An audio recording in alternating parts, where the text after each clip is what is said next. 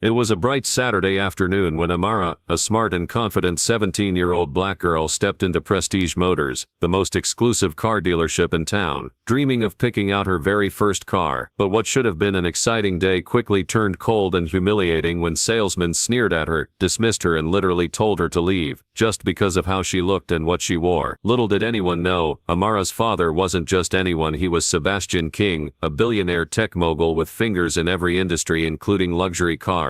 The very next day, everything changed. A sleek matte black Rolls-Royce Phantom pulled up to the dealership, bearing a golden emblem that spelled power and authority, SK. What happened next shook the entire dealership to its core, rewriting the rules of respect and power in a way no one saw coming. This is not just a story about privilege, it's a story about resilience, justice, and how true strength is shown when the world tries to push you aside. It was the kind of Saturday that felt like a gift, sunlight streaming down through the trees, birds chirping, and the sky a brilliant, uninterrupted blue. Amara King, 17, stood on the sidewalk in front of Prestige Motors, heart racing, hands slightly sweaty. She took a deep breath. Today was supposed to be special. Her father, Sebastian King, had told her to pick out a car, any car, for her birthday, not just a starter car, like other teens got. He told her to dream big, and Amara, though she'd grown up around wealth, never once let it define her. She had dreams of becoming a designer, building things herself, learning from the ground up. She was grounded, thoughtful, and full of quiet confidence. She looked down at her outfit, clean jeans, fresh white sneakers, and her favorite black hoodie that said "Create Your Own Legacy" in bold white letters. She liked being comfortable, liked letting her mind speak louder than her appearance. But as she pulled open the glass door of Prestige Motors, she immediately felt it, that shift in atmosphere, the invisible wall. The moment she stepped in, the temperature seemed to drop. Luxury cars gleamed under showroom lights. Lamborghinis, Ferraris, Aston Martins, and of course Rolls-Royces and Bentleys. But the shine didn't come from the cars alone. It came from how people looked at them, eyes full of admiration, envy, desire. And yet when they looked at her, there was something else entirely: disinterest at best, disdain at worst. She walked in calmly, her eyes dancing across the rows of high-end machines. She approached a sleek silver Mercedes AMG GT, admiring the curves, the matte finish, the design precision. She leaned in slightly to peek at the interior, excited. That's when he approached. A tall man in a tailored suit, maybe in his early 40s, with slicked back hair and a self-satisfied smirk. His name tag read Derek, Senior Sales Executive. He looked her up and down, not in a curious way, but like he was calculating how fast to get rid of her. "Can I help you?" he asked, voice flat, arms crossed. Amara smiled, unfazed. "Yes, I'm looking for something in the sports luxury line, maybe German-made, but I'm open, preferably in a custom matte finish." Derek blinked, clearly surprised she even knew what she was talking about. But then he smirked again, condescending this time. "We don't do test drives for curious passers-by. These are high-value vehicles." She tilted her head. "I didn't ask for a test drive," he scoffed, waving a hand dismissively. "Right, look miss, these cars aren't for window shoppers. Our clients come in prepared. If you're here to take selfies or post TikToks, I'd suggest you head down to the Ford dealership on Maple Street." Amara's smile faded. She straightened up, her eyes calm, steady. "I'm here to buy, today." He looked at her again, more closely this time. The hoodie, the lack of designer accessories, no diamond earrings, no visible brand logos, no sparkling pearls. She didn't fit his mental image of a Prestige Motors client, and that was all he needed to decide. "Unless you're here to clean the windows, I suggest you leave," he said with a snort, gesturing to the exit. The words hit harder than he realized. For a second, Amara just stood there, stunned, not because she didn't know people like this existed, but because she didn't expect to meet one today. Behind her, a couple who had been admiring a Porsche turned to look. The man chuckled softly, and the woman looked away, awkward. Another customer nearby glanced at Amara, then quickly turned his back. It wasn't just Derek, it was the air in the room, the unspoken agreement that she didn't belong. But she wouldn't give them the satisfaction of a scene. Amara nodded slowly, as if committing every detail to memory. Then without a word, she turned and walked toward the door. Each step was measured. She wouldn't rush. She wouldn't let them see her anger. Not yet. As she reached the glass exit, Derek called out behind her, half mocking, half bored, "Have a nice day, sweetheart." She paused for a brief moment. Her fingers touched the handle, but she didn't turn around. Instead, she walked out into the sunlight, the door closing behind her with a soft hiss. Outside, she took a long breath and reached for her phone. Not to text her dad, not yet. She took a picture of the dealership sign, Prestige Motors. The golden letters gleamed against the white stone, bold and proud. She looked at the photo for a moment, her expression unreadable. Then she smiled, but it wasn't the smile of a girl who'd been embarrassed. It was the smile of someone who knew something they didn't. A storm was coming, and Prestige Motors had no idea they'd just slammed the door in its face. Dinner at the King residence was usually full of laughter, music and conversation. The long oak table, imported from Italy, sat in a modern dining room surrounded by warm lighting,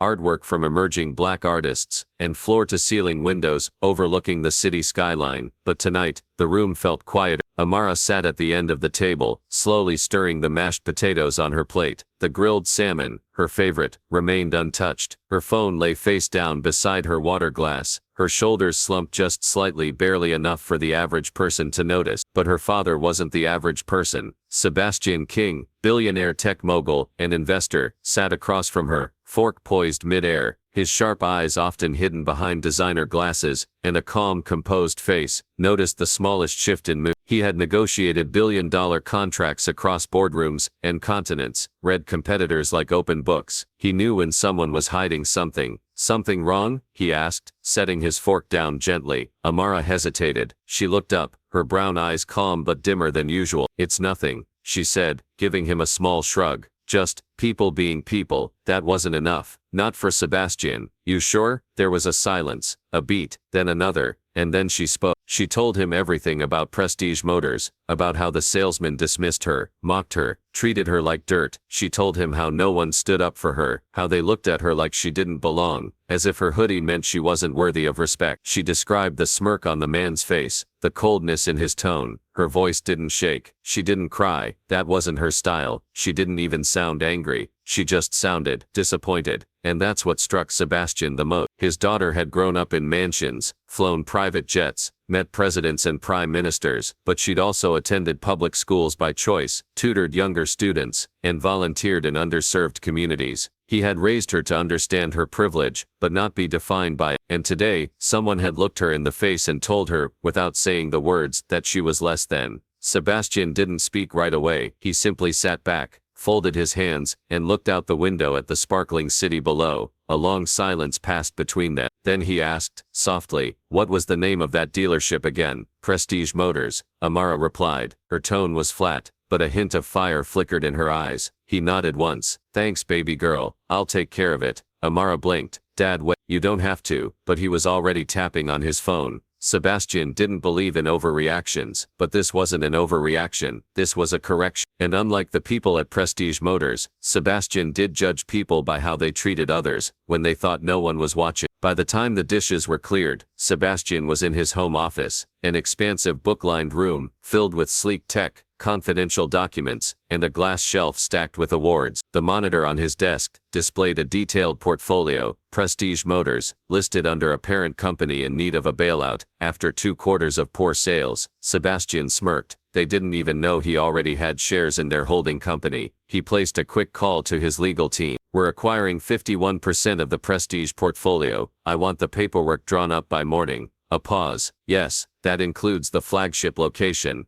especially that one." After hanging up, he sent one final message to Jules, his personal advisor and longtime friend. "Clear my schedule until noon tomorrow. I've got somewhere to be." The next morning, Amara came downstairs to find her father dressed in a charcoal gray suit, crisp white shirt, and a pocket square that matched the deep navy in his silk tie. His black leather briefcase rested beside him on the foyer bench. "You're up early," she said, still in her pajamas, cradling a mug of tea. He kissed her forehead. "Heading out, got some business to handle." She tilted her head. "This wouldn't have anything to do with Prestige Motors, would it?" He gave her a look, one of those mysterious dad smiles that meant, "You'll see, don't worry about it," he said. "I'll text you in a bit. Wear something sharp." "You're coming with me." "Me?" she blinked. "Of course. What's the point of a lesson?" he said with a wink, "if the student doesn't get to teach it." Upstairs, as Amara got dressed, she stared at herself in the mirror. Today, she chose differently. A tailored black dress, soft curls in her hair, subtle gold jewelry. She didn't need to prove anything, but if the world was going to stare, she'd give them something to remember. Downstairs, the hum of an engine echoed through the driveway. The matte black Rolls-Royce Phantom, her father's custom design, waited patiently by the gate. The driver opened the door, and Sebastian stepped inside without a word. Amara followed. The door shut with a soft click, and Prestige Motors. They were about to learn that the girl they turned away was the daughter of the man who now owned them. The morning sun gleamed off the windows of Prestige Motors, casting long golden beams across the glossy cars in the showroom. Inside, the staff buzzed with the energy of a successful weekend. Coffee in hand, Derek bragged loudly to a coworker about closing a deal on a McLaren just the day before. Guy came in with his lawyer and still couldn't decide. Derek laughed. So I sold him too. Simple psychology. The younger salesman laughed politely, but his attention was suddenly drawn to the front of the dealership, his eyes widening.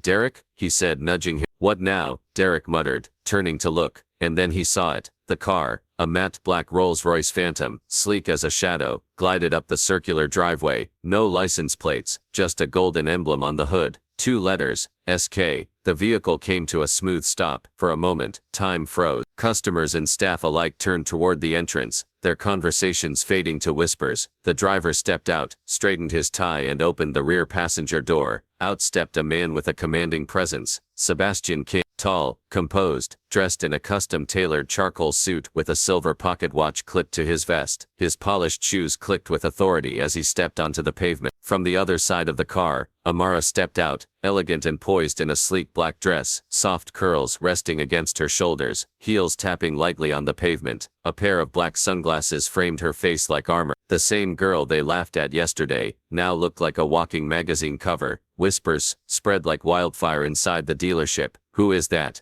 Is that Sebastian King? Wait, he's the guy from the Forbes list, right? I saw him on Bloomberg. He's worth billions. The manager, a sweaty man named Tom Reeves, rushed out from his glass office in a panic. He had seen that face on financial covers for years. He had also seen what happened to companies that disrespected the King family. Mr. King, welcome, welcome, Tom said, breathless and smiling too wide. We're honored. Can we help you with anything today? Sebastian didn't respond at first. He stepped into the dealership slowly, his sharp eyes scanning the showroom, like he was inspecting the condition of a building he just purchased, which in a way he had. His presence made everyone uncomfortable, and yet, no one dared to move. When he finally spoke, his voice was calm, measured, but deadly serious. I'm here because one of your employees insulted my daughter yesterday. Tom froze mid-step, his throat tightened. Oh, I wasn't aware. I assure you, if we had known she was your daughter, that's the problem, Sebastian interrupted, turning to face him fully. His voice was still even, but there was steel beneath it. You shouldn't have to know who someone is to treat them with decency. Tom's face turned pale. All around the room, employees shifted uncomfortably. Several glanced toward Derek, who stood frozen by the espresso machine. Amara said nothing. She simply removed her sunglasses, her expression unreadable. Sebastian continued. You judged her based on her hoodie, her sneakers, her skin. You thought she didn't belong here. You made her feel small in a place where she was ready to invest. He walked up to the silver Mercedes-AMG GT Amara had admired the day before, the very car she'd been shooed away from. Did you know, Sebastian said to no one in particular, that my daughter is already an investor in 2 auto tech startups, that she's been studying vehicle design since she was 12, that she understands torque ratios better than some of your staff. He turned back to Tom. But instead of asking what she wanted, you told her to clean your windows. Tom wiped his brow. Mr. King, please, if we can just, what's your return policy on staff? Sebastian asked sharply, cutting him off. Tom stammered. I don't follow. Sebastian raised a single brow. That man, he gestured toward Derek, who now looked like a ghost in a suit, will be gone by the end of the day. Tom nodded frantically. Of course,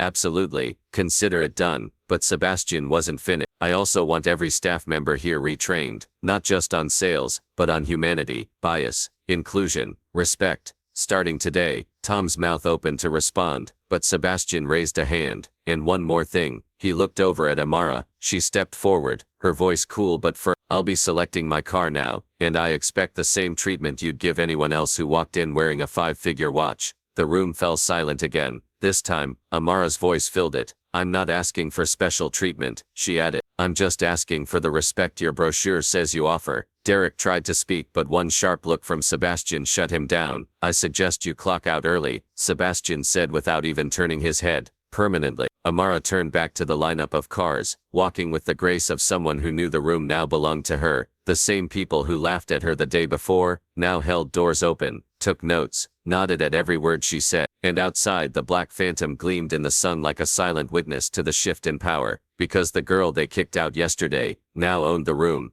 The atmosphere in the showroom was electric, equal parts panic and disbelief. The staff stood frozen in place, customers looked around in confusion, and even Tom, the red-faced manager, didn't know whether to bow or bolt. Sebastian King had just shut down the room with a few commanding words, but what happened next would flip everything on its head. With calm precision, he reached into his leather briefcase and pulled out a sleek black folder, embossed with gold initials, SKI, Sebastian King Investments. He placed it on the front desk, directly in front of Tom. As of 9 a.m. this morning, Sebastian said, opening the folder, I've officially acquired 51% ownership of Prestige Motors through my holding company. That makes me the new majority stakeholder. This dealership now belongs to me. The silence shattered like glass. Gasps rippled across the showroom. You could almost hear the thump of jaws hitting the floor. Tom staggered backward. What? Sebastian flipped the pages casually, as if he were reading a dinner menu. Everything's in here, legal, signed, sealed, and delivered before breakfast. Your board signed off. They were eager.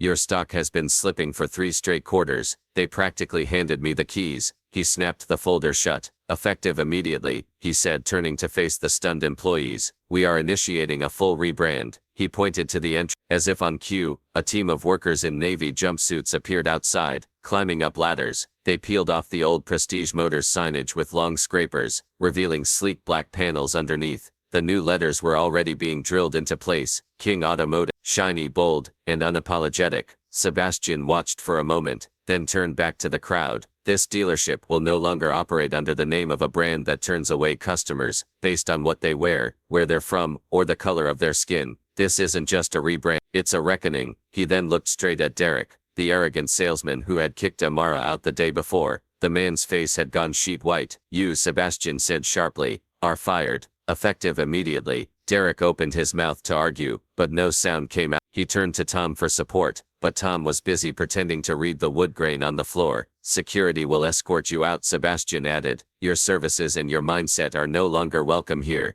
A security guard already briefed and waiting stepped forward. Derek backed away, stuttering protests no one was listening to. He was done. As Derek was led toward the door, the remaining staff stood in stunned silence, their entire reality shifting before their eyes. Then Sebastian turned to Amara. She had been quiet through it all, watching, absorbing, calculating. Her fingers traced the edge of a glass display case, but her expression remained unreadable. Pick any car, sweetheart, he said. Top floor, bottom floor, custom build. I don't care, it's yours. Amara looked up. She smiled, a soft, graceful smile, but then to everyone's surprise, she paused. I appreciate it, Dad, she said slowly, but, a long silence. Actually, can I work here instead? Everyone blinked. Sebastian raised an eyebrow. You want to work here? Amara nodded. Yes, I want to learn how this place runs, from the floor up. Sales, inventory, customer service. I want to earn it. And one day, she turned and looked around the showroom with new eyes. I want to run it. For a moment, even Sebastian was speechless. Then his face split into the proudest smile anyone had ever seen on him. A rare moment of vulnerability from a man known for stone-cold negotiations and closed-door deals. He laughed, shaking his head. Well, you got it, boss. The staff chuckled nervously, then sincerely. Amara had disarmed the room, not with power, but with purpose. Sebastian handed her the folder. Welcome to the King Automotive Executive Training Program, he said with a wink. Your office will be ready by Monday. No rush, Amara replied. I'll start with the front desk. I want to see how customers are actually treated. The irony wasn't lost on anyone. The same girl they turned away was now about to overhaul their entire system. Outside, the last screw was drilled into the new sign. King Automotive gleamed in bold black and gold letters against the morning sun, a symbol of change not just in ownership, but in spirit. Inside, Amara slipped off her heels and traded them for a pair of sensible sneakers she kept in her bag. She walked to the front desk,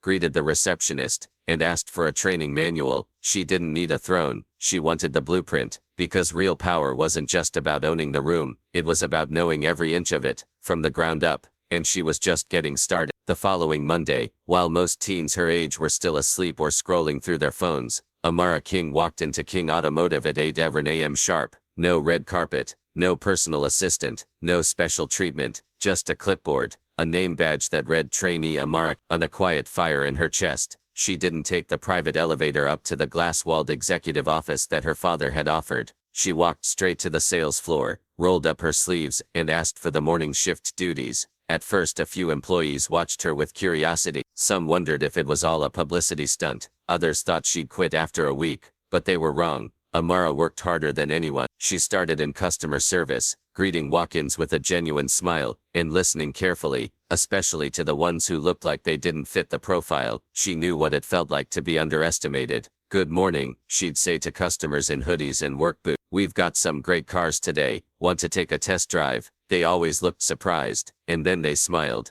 Next, she moved to sales, shadowing senior reps, learning pitch techniques, studying market trends, but she never used manipulation. She used honesty, empathy, and something most people forget about in business: respect. She helped a single mother trade in her worn-out sedan for a fuel-efficient hybrid. She worked out a flexible financing plan for a young college grad who just landed his first job. She celebrated every deal like it was her first, and her last. And people noticed. Word got around fast. A video of Amara helping a homeless veteran secure a low-mileage SUV went viral. Local news stations picked it up. Then national one. "Billionaire's daughter turns discrimination into drive," read one headline. "Teen heiress rewrites dealership culture," said another. Soon, reporters lined up outside the showroom, not just to cover Amara's story, but to talk to customers, staff, and community leaders who had witnessed the change. Within 6 months, King Automotive became a symbol of transformation. Profits soared, but more importantly, trust did too. Customers came from hours away, not just to buy a car, but to feel like they belonged.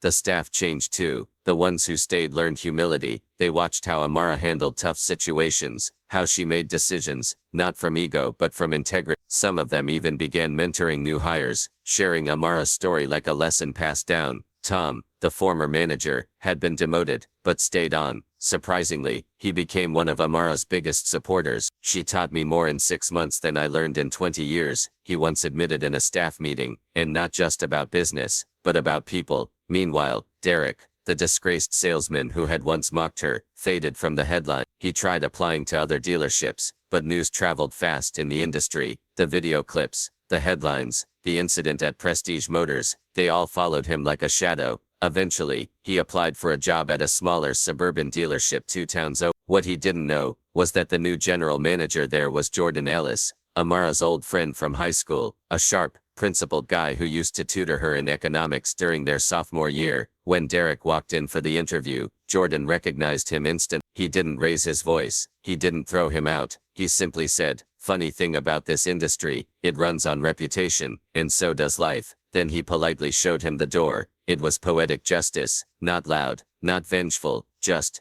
Back at King Automotive, Amara's office was finally finished. A sleek, glass-walled space overlooking the showroom, but she still spent most of her time on the floor, coaching junior staff, talking to customers, polishing her leadership style day by day. One evening, as she closed up shop, her father Sebastian stopped by. He stood in the doorway of her office, watching her organize paperwork with the precision of a CEO. "You've done well, kiddo," he said. Amara looked up and smiled. "Thanks, Dad, but I'm just getting started." Sebastian chuckled, walking over to stand beside her. "You know, when I bought this place, I thought the best part would be watching you pick out the flashiest car on the lot." Amara shrugged. "That was never the point." He nodded. "I know that now." They stood in silence for a moment, watching the last of the staff clock out. The sun dipped low, casting a warm golden hue across the showroom. "People think legacy is about buildings and billions," Sebastian said. "But watching you these last few months, I think it's about something else." Amara raised an eyebrow. "Like what?" He smiled. "Character." Outside, the matte black Rolls-Royce Phantom still gleamed quietly by the curb, its custom SK emblem catching the last light of the day. It hadn't moved much since that dramatic arrival, and yet it had witnessed everything: a father's lesson, a daughter's rise, a dealership's rebirth, and a world reminded that power isn't in the price tag, but in how you treat people when no one's watching. Amara's story is more than just a tale about a luxury car or a billionaire father. It's a reminder that respect should never be based on appearances. What happened to her is something many people experience every day: being judged too soon, treated unfairly, and made to feel like they don't belong. But Amara didn't respond with anger. She responded with strength, grace, and vision. And with her father's support, she turned a moment of humiliation into a life-changing opportunity, not just for herself, but for everyone who walks through those dealership doors. Because real power, it doesn't flex, it uplifted. If this story inspired you, don't forget to like, comment, and subscribe to Hidden Realities for more powerful true-to-life tales that reveal the truth behind first impressions. Have you ever been underestimated only to prove everyone wrong? Tell us your story in the comments. We're listening. And remember, stay humble, stay kind, stay unstoppable. Until next time, keep watching Hidden Reality.